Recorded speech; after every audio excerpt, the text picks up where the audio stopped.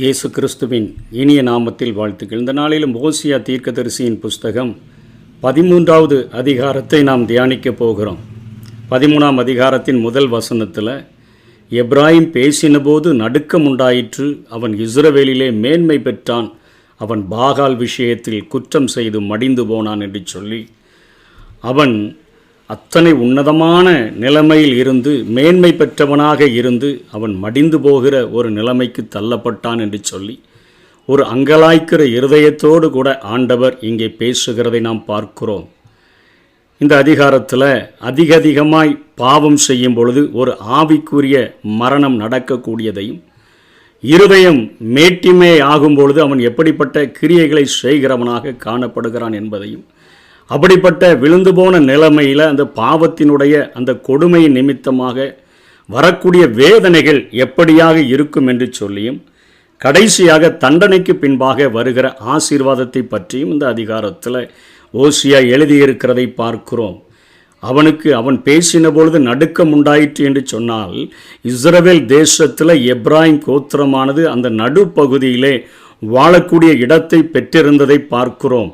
அதாவது யோசுவா, மோசேக்கு பின்பாக வந்த யோசுவா, அவன் இந்த எப்ராயிம் கோத்திரத்தை சேர்ந்தவன். அதனால் இவர்கள் அந்த இஸ்ரவேல் தேசத்தில் நடுப்பகுதியில் இடத்தை பெற்றுக்கொண்டார்கள்.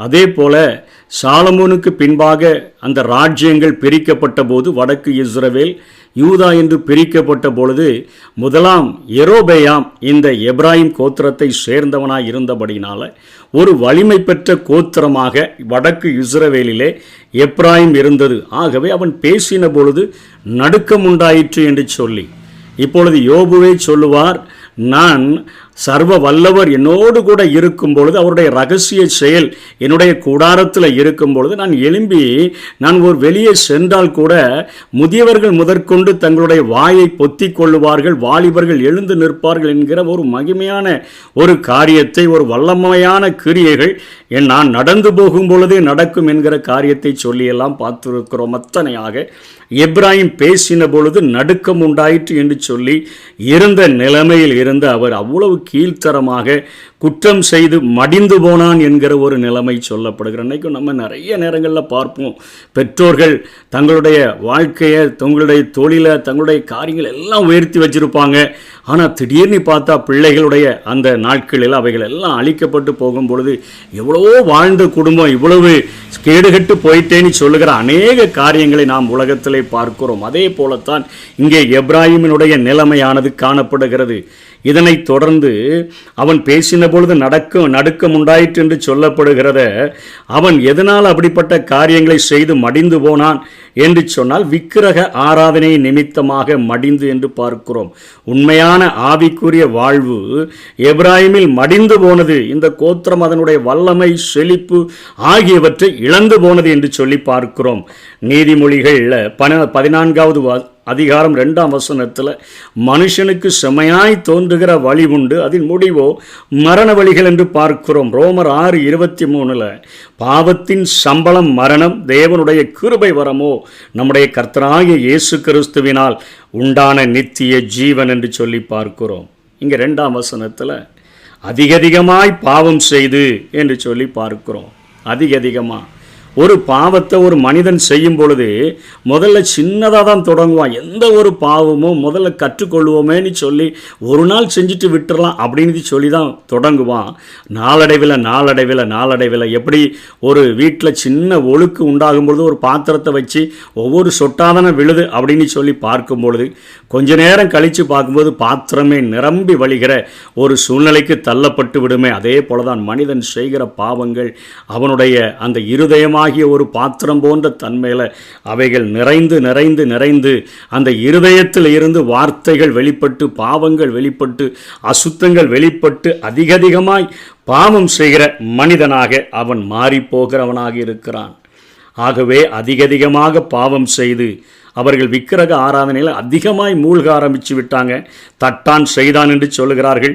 மனுஷரில் பலியிடுகிறவர்கள் அந்த கன்றுக்குட்டியை பிடிச்சி முத்தமிடலாம் என்று சொல்லி நெருங்கி வாழலாம் அப்படிங்கிற காரியத்தை எல்லாம் சொல்லி, எப்படி ஆரோன் பாவத்தை செய்து வைத்தானோ அதே காரியத்தை இந்த ஜனங்கள் தொடர்ந்து செய்ய ஆரம்பித்தபடினால அவர்களில் உள்ள மேன்மையானது அவர்கள் மடிந்து போகிற நிலைமைக்கு அவர்களை தள்ளிவிட்டது என்று சொல்லுகிறதை பார்க்கிறோம். ஆகவே அவர்களுடைய அழிவு எப்படி இருக்கும், நான் அவர்களுக்கு எப்படி இருப்பேன்னு ஆண்டவர் சொல்கிறார். இருதயம் இப்படிப்பட்ட பாவம் செய்கிறவங்க, மற்ற தொழுகைகளில் மாறுறவங்க என்ன சொல்லுவாங்கன்னா, தேவனும் அவருடைய உதவியும் எங்களுக்கு தேவையற்றது என்று சொல்வார்கள். இருதயம், அவர்களுடைய இருதயம் மேட்டிமை ஆயிற்று. எங்களுடைய பலத்தில், எங்களுடைய சத்துவத்தில், எங்களுடைய ஞானத்தில் நாங்கள் முன்னேறி கொள்வோம், தேவனும் அவருடைய உதவி எங்களுக்கு தேவையே இல்லை என்று சொல்லி இருக்கும்பொழுது அவர்கள் நிலைமை எப்படி மாறுகிறது என்று சொல்லி வசனம் 3 சொல்லப்படுகிறது. காலையில் காண்கிற மேகத்தை போல, விடியற் காலையத்தில் ஒளிந்து போகிற பனியைப் போல, பெருங்காற்று களத்திலிருந்து பறக்கடிக்கிற பதரை போல, புகை குண்டில் ஏறி செல்லுகிற புகையை போல இருப்பாங்க. எல்லாமே சீக்கிரத்தில் அழிந்து போகிற ஒரு காரியம். ஒரு மனுஷன் அதிகமாய் பாவத்தில் நிலைத்திருந்தான் என்று சொன்னால் அவனுடைய வாழ்க்கை இப்படி மாறும் என்று சொல்லி இங்கே ஓசியாவின் மூலமாக ஆண்டவர் எச்சரிக்கிறார். அவங்க மேய்ச்சலில் திருப்தியானதுனால, அவர்கள் மேட்டிமையினால் அவர்கள் ஆண்டவரை வேண்டான்னு சொல்லி மறுதளித்ததுனால, வசனம் 6 சொல்லப்பட்ட அந்த காரியத்தின்படி இருதயம் மேட்டிமையானதுனால இப்படிப்பட்ட நிலைமைக்கு அவர்கள் தள்ளப்படுவார்கள் என்று சொல்லப்படுகிறதை பார்க்கிறோம்.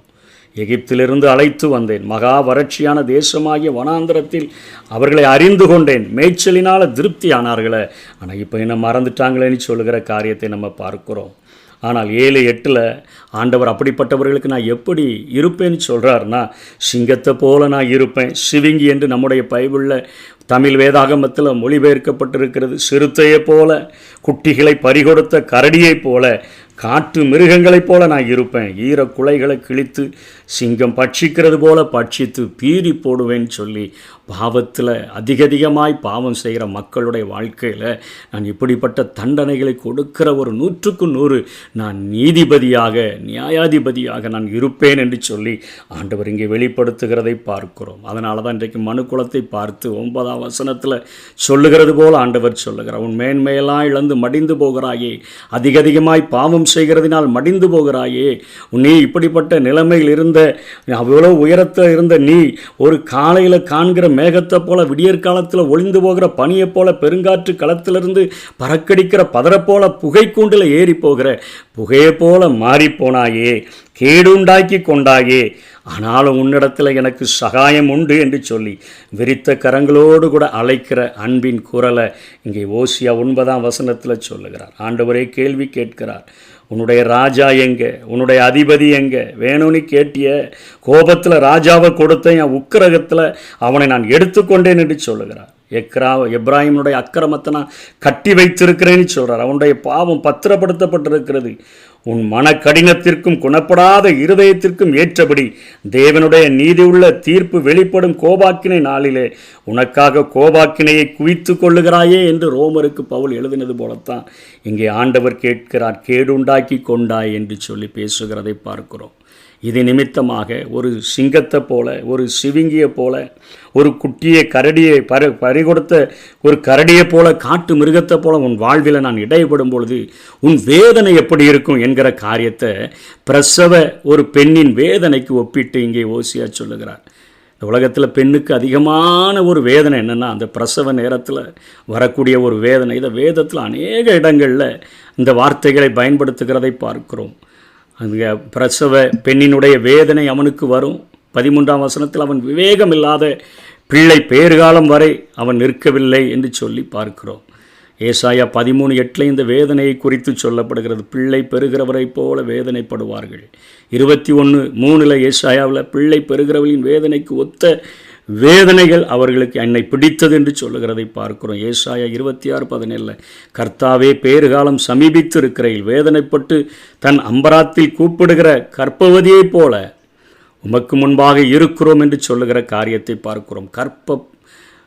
கற்ப வேதனைப்படுகிற ஒரு ஸ்திரீயின் வேதனை இந்த பாவத்தின் கொடுமையைப் போல இருக்கும். நான் தாக்கும் பொழுது இப்படிப்பட்ட வேதனையை அனுபவிப்பீர்கள் என்று ஆண்டவர் சொல்கிறார். எரேமியா 4:31 கற்ப வேதனைப்படுகிறவர்களின் சத்தமாகவும் முதல் விசை பிள்ளை பெறுகிறவர்களின் வியாகுலமாகவும் சீயோன் குமாரத்தின் சத்தத்தை கேட்கிறேன். அத்தனை வியாகுலங்கள் அவர்களை பிடிக்கிறது என்று சொல்லுகிறார். எரேமியா 13:21 பின்பகுதியில் கற்பவதிக்கு பிரசவ வேதனை உண்டாகும் பொழுது உண்டாகும் வேதனைகளைப் போல வேதனைகள் உன்னை பிடிப்பதில்லையோ என்று ஆண்டவர் கேட்கிறார். ஆகவே அவர் தாக்கும் பொழுது, அவர் நியாய தீர்ப்பு செய்யும் பொழுது மனிதர்களுடைய வேதனை இத்தனையாக இருக்கும் என்று சொல்லிட்டு 14ஆம் வசனத்தில் எச்சரிப்புகள் மற்றும் அழிவின் மத்தியில் ஆண்டவர் அங்கே ஒரு வாக்கு தத்தத்தை கொடுக்கிறதை பார்க்கிறோம்.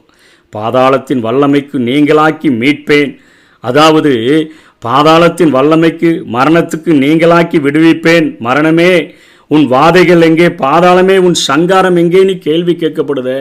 காரணம் என்னன்னு சொன்னால், ஒவ்வொரு மனிதனும் பாவம் செய்யும் பொழுது அவன் பாவத்தின் சம்பளம் மரணத்தை அனுபவிக்கிறான். மரணத்துக்கு பின்பாக அவன் கல்லறைக்கு செல்லுகிறான். கல்லறையிலிருந்து அவன் பாதாளத்தை அடைகிறான். பாதாளத்தில் இருந்து அவன் நரகத்தை அடையக்கூடியவனாக இருக்கிறான். அவன் ஆண்டவரிடத்தில் பரிசுத்தமாய் வாழ்ந்தான் என்று சொன்னால் அவன் நிச்சயமாக சொல்ல முடியும், மரணமே உன் கூர் எங்கே, பாதாளமே உன் ஜெயம் எங்கே என்று தேவன் முழங்கின வெற்றி அவன் முழங்க முடியும். ஏனென்று சொன்னால் எல்லாருக்கும் இந்த பூமியில் மனிதனாய் பிறந்த எல்லாருக்கும் மரணம் உண்டு. நம்ம மரித்து கல்லறையில் அடக்கம் பண்ணப்படுவோம். ஆனால் ஆண்டவருடைய பிள்ளையா மரிச்சானா பாதாளத்துக்கு போக போகிறதில்லை, பரதேசியில் இளைப்பாறுகிற இடத்துல இருப்போம்.